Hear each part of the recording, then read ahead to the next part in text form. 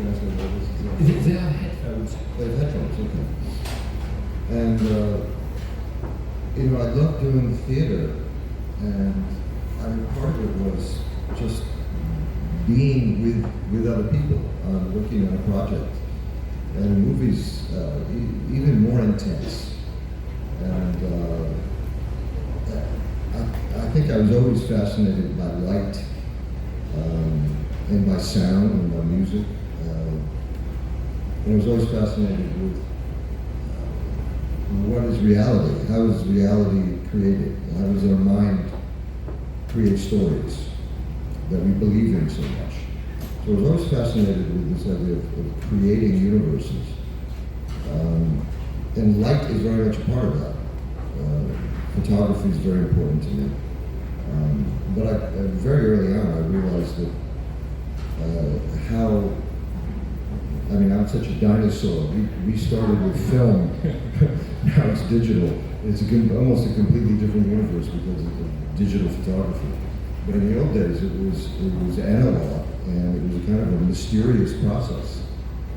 And we would shoot something, and then you didn't see it for a few days because it had to be processed, and then printed. We had dailies, but the dailies weren't of that day. It was 2 days ago. So you had to have a sense of wonder and magic of what was actually being captured, I thought. And so I became very aware of shadows and light and how to compose frames. And I think from my earliest films, I was very wanting to work with all the other artists and technicians and how to make something extraordinary when you could see how many elements it took to make something beautiful and meaningful. I think there is a film from your early years that is an objective masterpiece because the combination between you, your partners, the shooting location in Canada, the subject of the film, and of course the light is now part of American cinema history.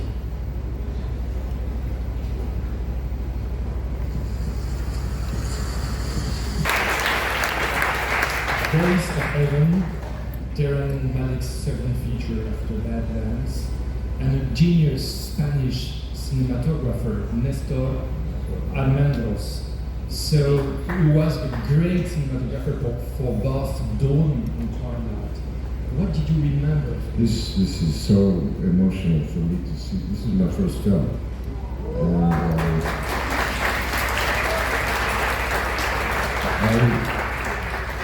I don't think I've seen this probably in 30, 40 years. I think I was 26 or 27 when we made that film. I'm looking at my son over here. Stand up, this is my son Homer.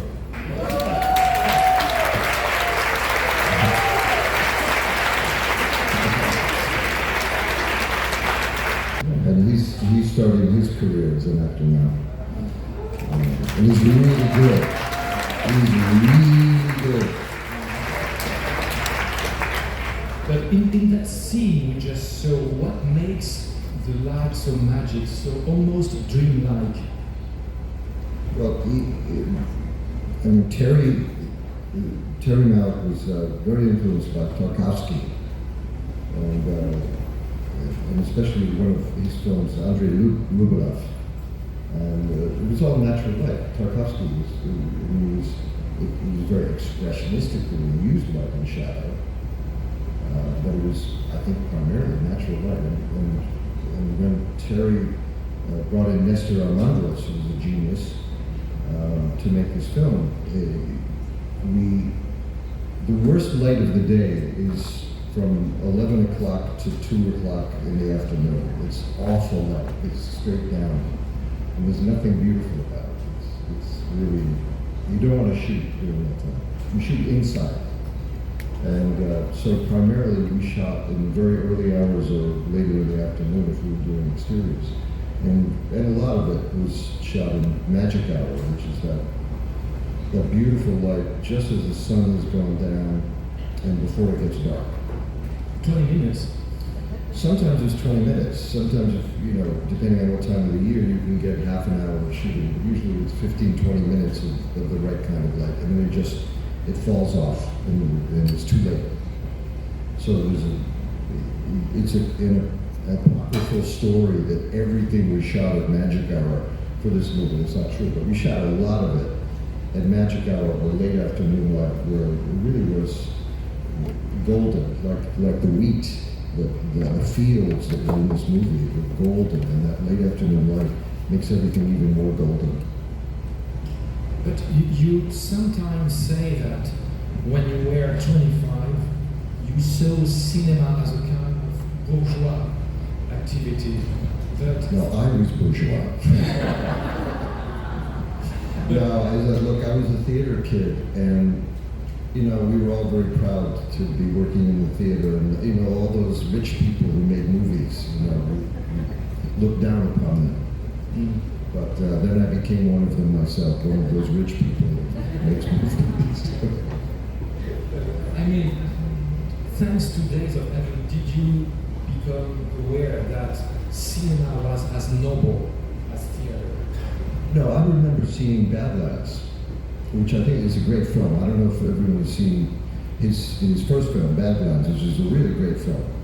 In some ways, I think it's even better than Days of Heaven. But I saw this film, and it wasn't, Terry was not known. It was a small, kind of odd movie, and it was playing on 42nd Street in New York on a double bill with like a Japanese horror movie. And I read a review of this, and I was working in the theater then. I was working on Broadway on a play, and I read a review of this. I said, that really sounds interesting, and I went to see this one night, and I thought, this is incredible. I thought, I want to work with this guy. And I remember going to my agents and said, if this guy's ever doing anything, I'd like to meet him. And it was like a month later, they were casting for this movie. And I met Terry, and we ended up making a movie together. We're speaking of shooting in 35 millimeters, but 25 years ago, cinema entered a new era, digital era. Does this change many things regarding light inception? Yeah, I mean, digital sees too much. Was the big problem when digital started. It sees into the shadows, and you don't want to see shadows.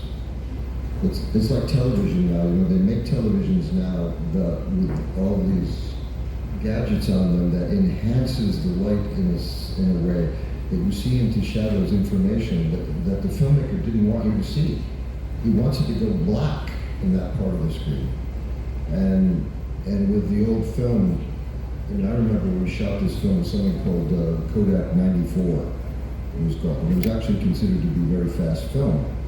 And we shot some scenes. There's one scene in particular that the Hollywood crew was working, said it would never work, but it was just lit by me striking a match and bringing it close to my face, and that was the only light for the scene. But I think now digital actually has progressed aesthetically, so that we can reproduce the kind of beauty of a 35 millimeter film. Not exactly, but it's improving, and you do get blacks now. You get it going to black that it didn't happen before. Richard, I was told you played in a film entitled Pretty Woman. Really? Me? Yes. I don't know about this. You don't remember? No. So, as a kind of transition to our next topic, we have a clip from this classic romantic Now, film. as a preface to this, this is a movie, a very small movie, with a wonderful director named Gere. But we were having fun making this little tiny movie. We didn't know if anyone would ever see this little tiny movie. No one would ever pay attention to this little tiny movie. It was quite difficult to choose one clip from this movie, but we chose this one.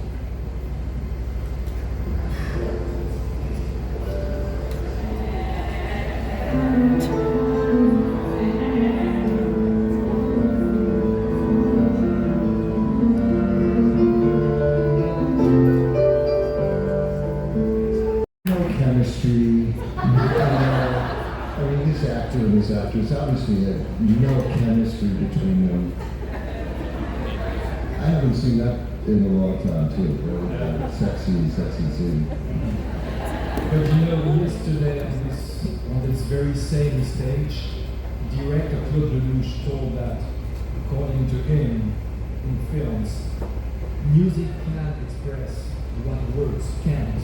You know, do you think that in that scene, your improvisation of the piano reveals the character's inner state? Yeah, that was never in the script. I mean, Oren Moverman is a dear friend of mine. We've made 6 movies together. But we also did a thing where we shot a thing with me playing piano in Time Out of Mind. I don't know what it was called here. Time Out of Mind. But we didn't know how we would use it later. It ended up being integral to the film. Very important to the film. But this scene came out of, I was playing a character that was almost criminally underwritten. It was basically a suit and a good haircut.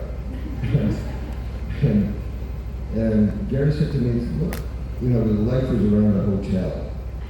And he said, what do you do late at night in a hotel? I don't know what do you do. What do you do? And I said, well, hotels, I'm usually jet lagged. It would be the time I'm in a hotel. So I'm up all night. Usually there's a ballroom somewhere or a bar, and I'll find a piano, and I'll play the piano. I said, well, let's do something with that. So we just basically improvised this scene.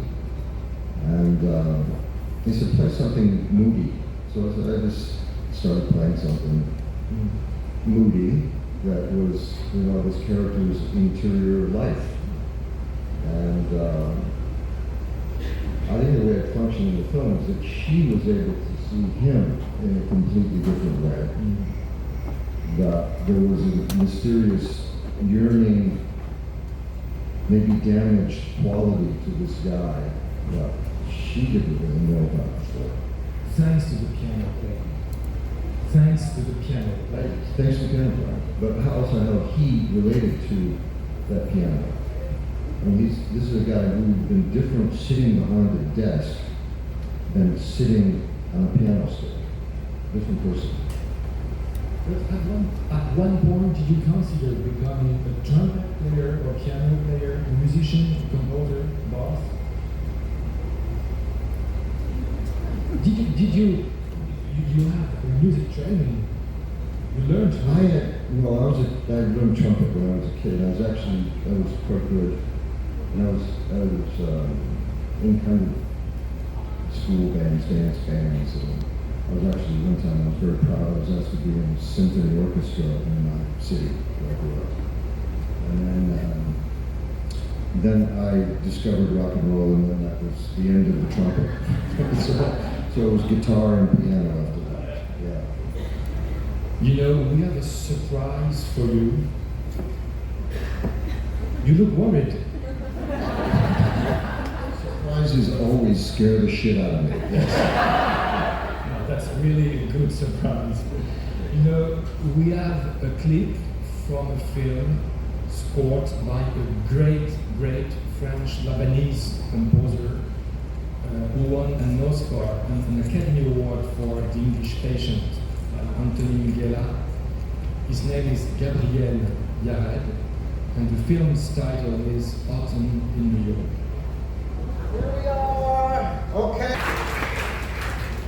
So you have the chance to have films scored by Morricone, Giorgio Moroder, Gabriel, James Newton Howard. Do you have the impression that they made a music portrait of you in these films, as Gabriel says?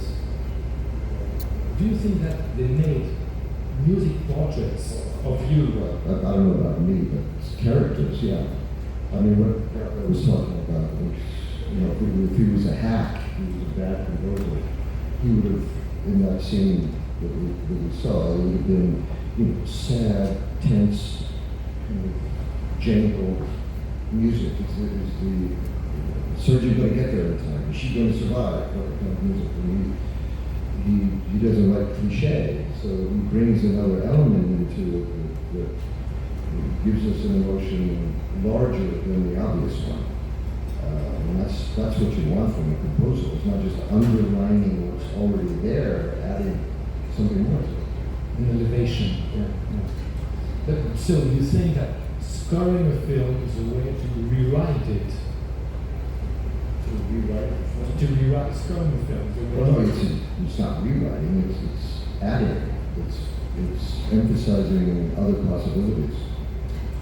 You know, I keep saying I've never met a simple person. Simple human being doesn't exist. We're all so complex. And all of our situations are so complex. And very often the good choices from an actor's point of view, from a composer's point of view, also from the writer's point of view, is to do the exact opposite of what you think intellectually should be happening in that moment. That what you think your rational mind is telling you is the right thing to do is not giving you the complexity of human life. So, you know, there is a discipline that is never discussed in international festivals. So we are going to make up for this injustice. I'm talking about dubbing.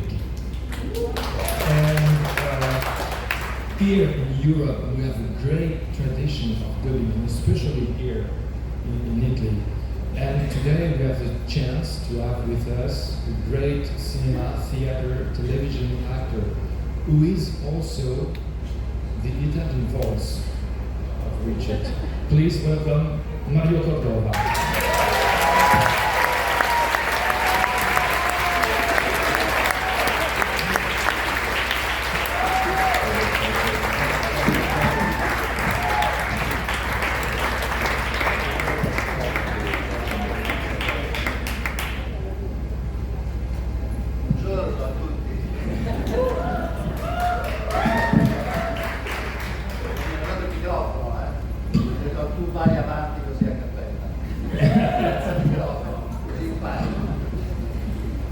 So, Richard, for the Italian audience, Mario is 50% of your identity. You're a much better voice than me.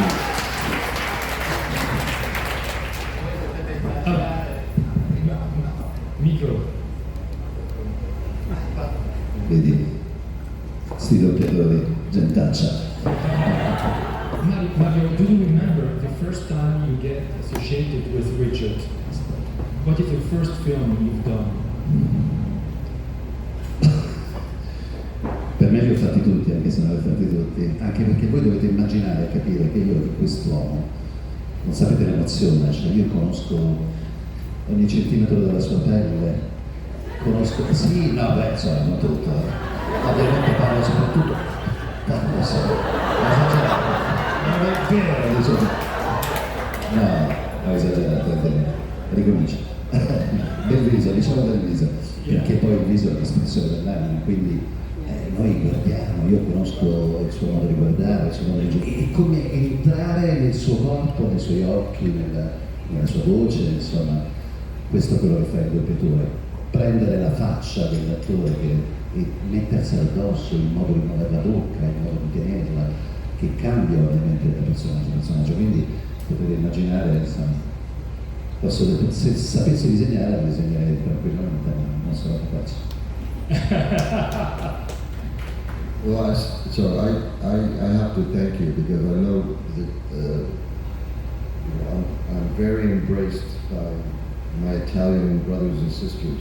And I know part of that is they like your voice.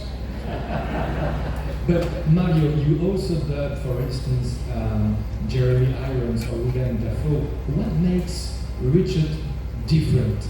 Do you use the same voice for all of us? No, What the fuck, man? non è la stessa cosa. No, per esempio te la faccio Jeremy, che adoro, immaginarti, uso una qualità molto più fonda, no? Anche lui poi è veramente molto british. Quando faccio William Dafoe cerco un po' di nasalizzarla un pochetto, parlo un po' con la voce pop. Quando faccio lo so, mi viene facile. Ma voi sapete quante volte io ho conquistato fanciulli al telefono, me ne hanno visto. E io ho perso tutto. Solo al telefono posso conquistare. Poi una delusione. Sì, ne ho fatti diversi, ma davvero lo dico per tranquillizzarti, cioè veramente usiamo, chiaro, la voce è la mia, però noi non abbiamo una sola voce, ne abbiamo tante, tutti noi. Qualcuno dice, ma io l'ho ceduta, non l'hai ceduta, tu a un certo punto della tua vita hai cominciato a parlare e hai messo la gola in un certo modo, il naso, l'emissione in un certo modo, per cui parli in quel modo, ma quella è una delle tue voci. Ne abbiamo tante, tantissime. Basta poco, basta andare un pochino più su in questo modo qua e io, questa non è che non è la mia voce, è la mia voce, solo che io porto più verso il naso e quindi parlo in questo modo qua. No? Se invece vado scendere, posso anche parlare così, ma posso anche parlare in questo modo qua. So like, for instance, a movie actually Oren and I made, Norman, where it's a very eccentric Jewish New York character. What do you do with your voice? Aspetta, purtroppo è andata via proprio la voce, mi puoi ripetere cosa mi hai chiesto? Richard speaks about a Jewish character in New York. Do you have a special accent, or how do you change? Non riesco più a traduzione. So, I mean, to illustrate that, we have a clip from a film that Mario selected, and so we are going to watch the same scene twice. First, of course, the original version with your voice, and then the same scene. This is going to be very dangerous because you might like his version better than mine. The original. No, nothing And if good. that happens, I'm going to be very upset. We're not voting. There's no voting here. This is a clip. Quindi fischiate su quella italiana, per favore. Okay. It's better in Italian. Okay. You're better than me. All right.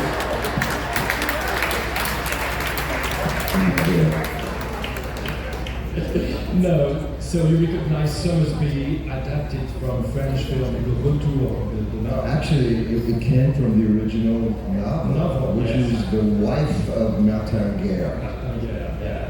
So, Mario, you mean, is dubbing a kind of school of humility? Because when the dubbing is technically perfect, you don't notice it. I mean, the artifice... You're really good. Yes, finally. No, I mean, the artifice becomes invisible. Hai assolutamente ragione. Si dice che il miglior doppiaggio è quello che scompare nello schermo. La battuta migliore detta è quello che tu ti accorgi che è stata detta, perché è talmente nella faccia, nella bocca, negli occhi, nel corpo di chi la dice, che tu non ti rendi conto, ti scordi che è un'altra voce. Dico sempre che c'è questo patto assurdo, se ci pensate, no? Che tu vai al cinema a vedere il film, che dove andiamo? Vedere un film di ricerca, sai benissimo, no? Che è un attore americano, e vai al cinema, l'attore si chiama Tom Jones, quindi non americano, sta in America, sta a New York, entra nell'Empire State Building, va al reception e dice mi ha cercato qualcuno in italiano.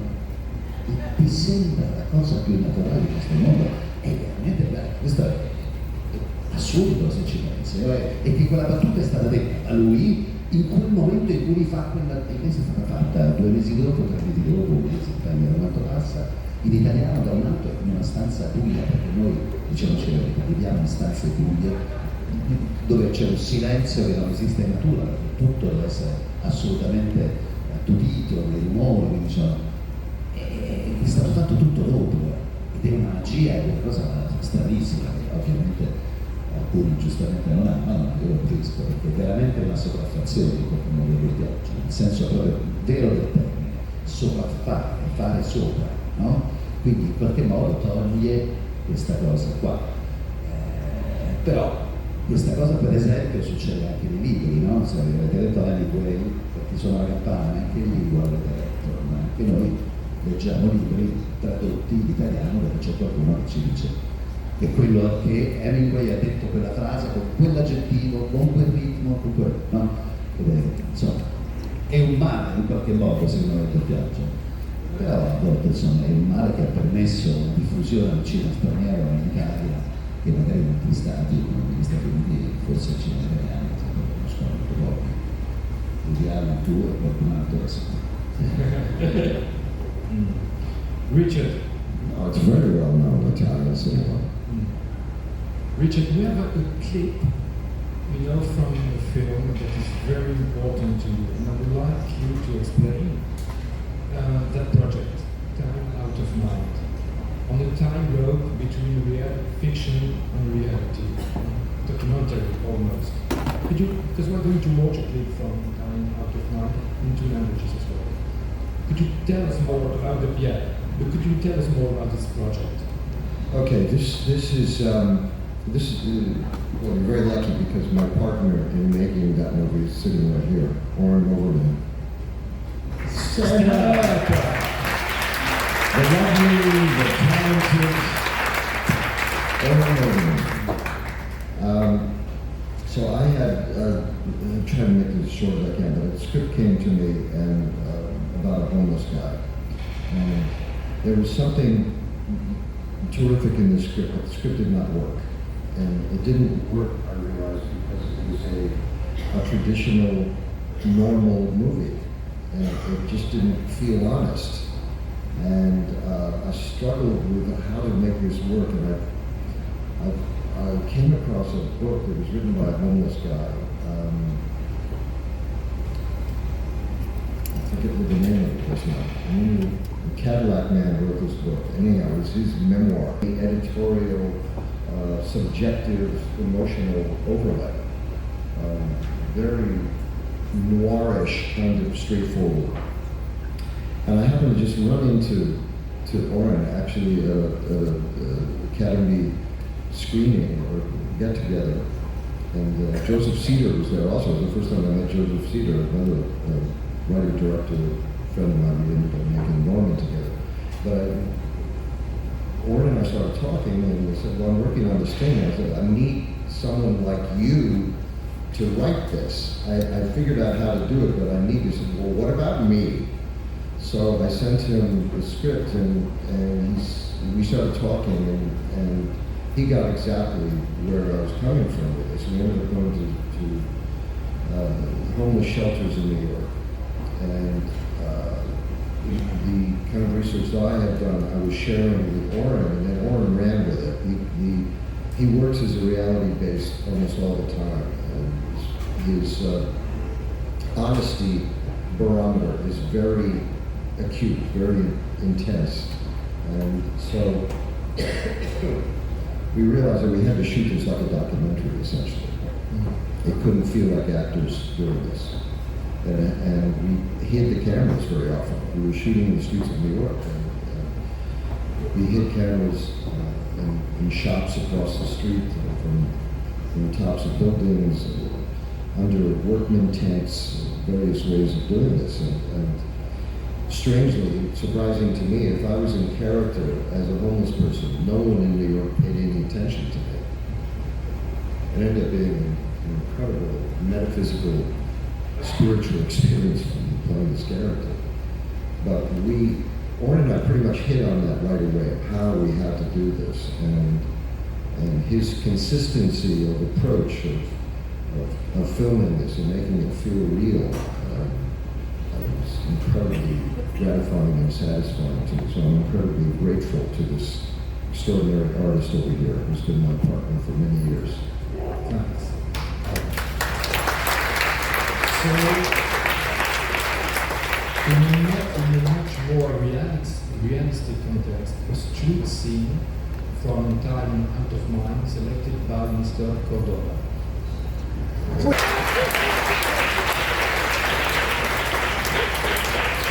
Look, I gotta tell you, first of all, if I had to loop that myself, because we had bad sound, I wouldn't be able to do it. It's too hard. So you're pretty incredible, man.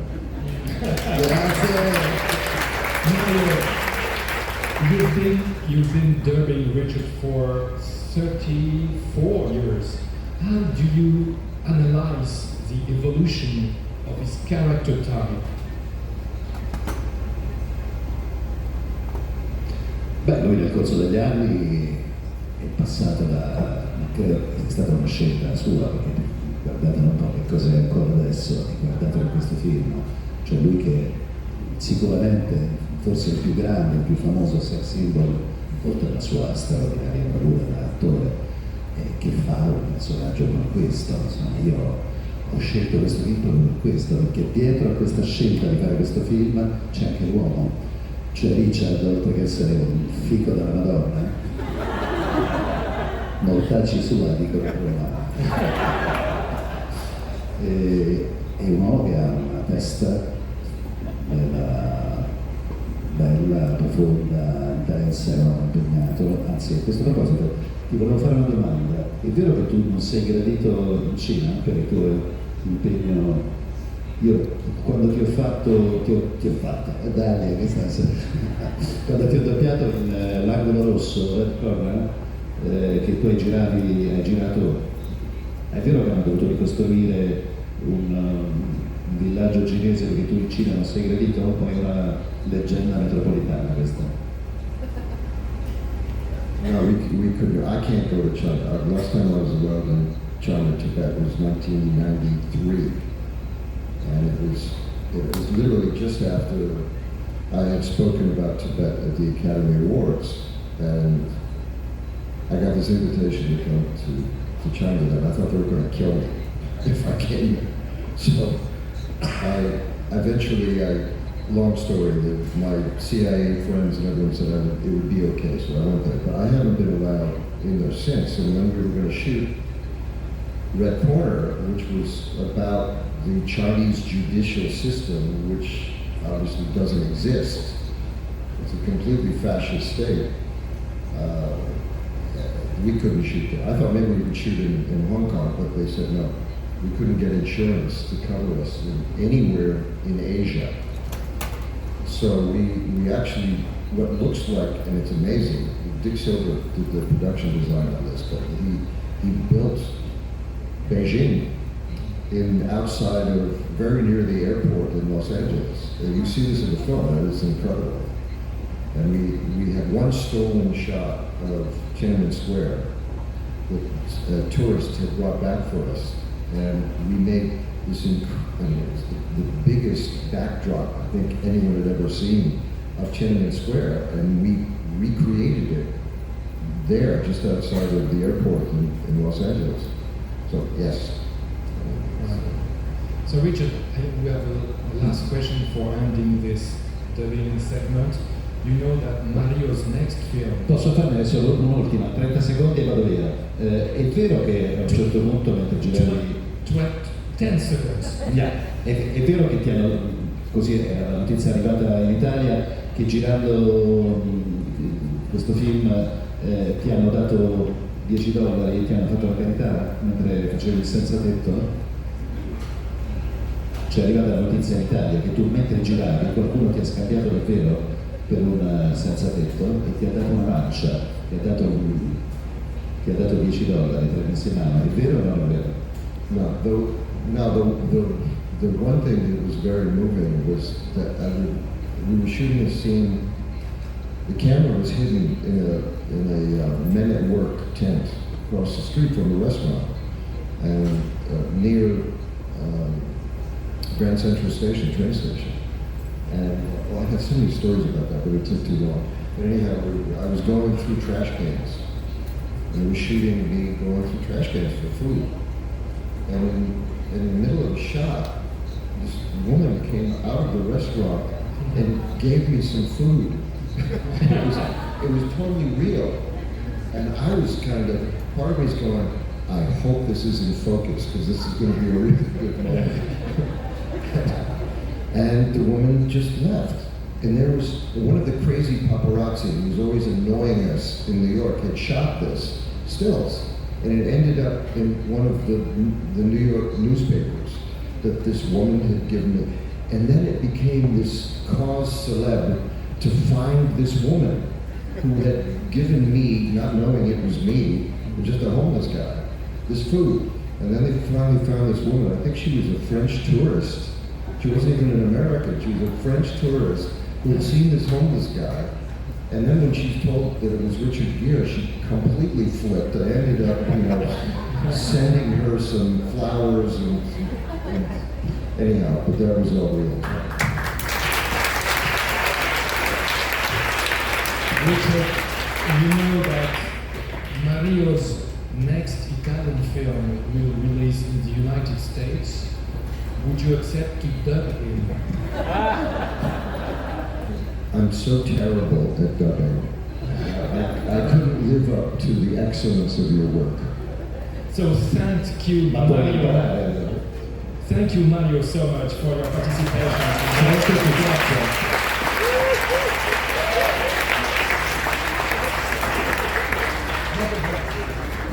Speaking of languages, we have an amazing clip. You look surprised now. I'm thinking I know what it is now. You know what it is. Rhapsody in August by Japanese master Akira Kurosawa is penultimate picture. And your character's identity is double because you're both Japanese and American. And how did you learn to talk, to speak Japanese? I had. There was a Japan house, it was a Japan Society in New York. It was a place I used to go to all the time. And I was a great admirer of Kurosawa-san. And I had met him there. There was a retrospective there that I'd met him. And I have several stories of it, but I remember meeting Kurosawa-san and thinking that he's a giant. He was so big, and he was a mountain. And there were photographers there and everything. I was nervous meeting this great master, Akira Kurosawa. And many years later, Peter Grilli, who ended up teaching me the Japanese for this, he showed me a picture of that moment where I met Kurosawa, and we were exactly the same size. My memory of that moment was so different, of meeting a giant.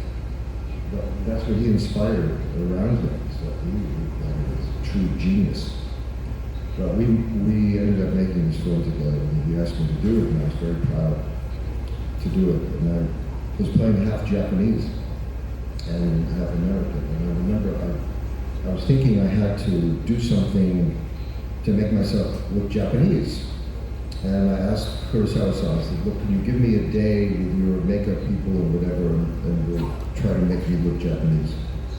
And through interpreters, okay, whatever. And so spent a day doing things and putting prosthetics in and doing things with my eyes and various things like this. And Kurosawa-san was over in the corner, and I could see him just shaking his head. And I kept looking over at him with all these attempts. And finally, I called over his first director, assistant director, and I said, so what is Kurosawa saying over there? He's shaking his head. He said, I don't know what Richard's trying to do because he looks completely Japanese to me. So it was an interesting thing working with Kurosawa because he was the emperor, and everyone treated him like the emperor. He was a god. I came from a different world where actors talked to the director and there was an interaction. And I remember the first day that I shot, the assistant director came up. It was an airport scene, and I said, "Will you stand here and you say the line?" And I'm thinking, it's a little odd, I don't really work this way. And I said, okay. So we did a rehearsal, and Kurosawa was always on long lenses. He liked to shoot with very long lenses, because he felt the actors got self-conscious if the camera was too close. So we do the first rehearsal, and I come to where the mark is, and I move, and I stop in the middle of it and said, I have an idea. And everyone went, oh my God.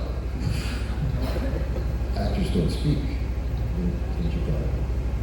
So Kurosawa, see him over there, said, what's going on? And the assistant comes and says, Richard has an idea. Something, he said, what? And he got up and came over to me, and I explained, well, maybe it's better, since I've never seen these people before, if I do it this way, and blah, blah, blah. And he looked at me, and he looked around at everyone, and he started laughing. And that meant it was okay.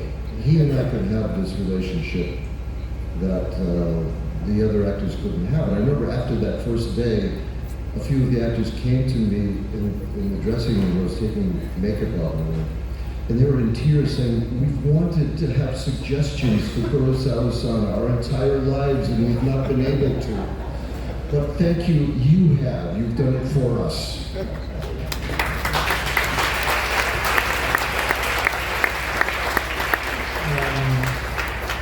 We are reaching, unfortunately, the ending of this talk. Richard, two last questions. How and when did you make the decision to produce or to co-produce your movies? Was it to be more involved in the creative process? You asked me this the other day, and it's not, I never thought that, well, I'm going to be the producer. I just never had that sense, and I've been very fortunate in my career that I've always been involved in the evolution of a project and how we make a movie. I think it just felt, I don't know if it was necessary, but it felt appropriate to become a producer, to be one of the adults in the room, officially. And, but I don't take it as a way to leverage power over anyone. Not at all. I mean, I really see movie making and art in general, but especially something like movies, is so collaborative. It's a bunch of guys and girls playing, and the sense of play and interaction and interconnectedness, and whoever has a good idea, let's use it, feeling is the way I like to function. I know Oren does too. That answered the question. You're looking at me like, I will not dare. You are like my Kurosawa. You are like my Kurosawa. Yes, you are Kurosawa to me. You can ask me anything, it's okay. No, please tell us what you are dreaming of for tomorrow, your forthcoming projects. What would you like to do in the future? Well, Oren and I are actually working on something, and it's a book called An Odyssey, and it's, I don't know how to describe it. It's a father and a son story, and it's a father and a son getting to know each other in ways that they hadn't. And I'm the father of this one. And all of that young, really cute guy that you saw in all the clips, he's gone now. Now I'm the father. But I think something that a book that I had, David Mendelsohn wrote this book, and it always touched me. And I kept trying to get Oren to read it, and finally he did, and he also was touched by it, and so we could make a wonderful film. So Oren's writing the script, and he's going to be directing it, and we are co-producing it together. But that's something I'm looking forward to. There's several other things. Actually, Oren and I have other things we're talking about as well. But mostly I'm excited about my kids, frankly, and I'm excited about my son over here, who just graduated from Brown University.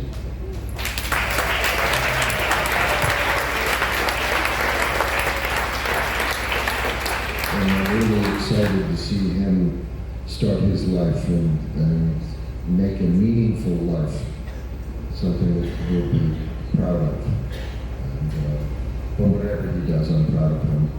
I'm so happy he's here.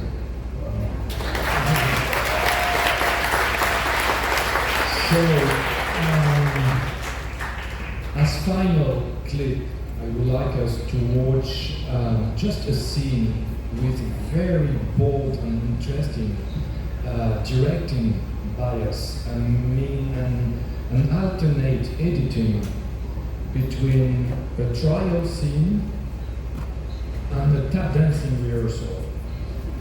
And the rhythmical element from the tap dancing brings an additional dramatic tension to the trial confrontations. I don't think it's necessary to specify the film's title. Before you see this, I want you to know, hold stop for a second. Attack. We had, I think we shot the tap dancing in 20 minutes when we shot this movie. And I was so happy when I saw it because we ran out of money, we ran out of time, and so I was really proud of this, but we did it so quick, you can't believe. Now, go ahead.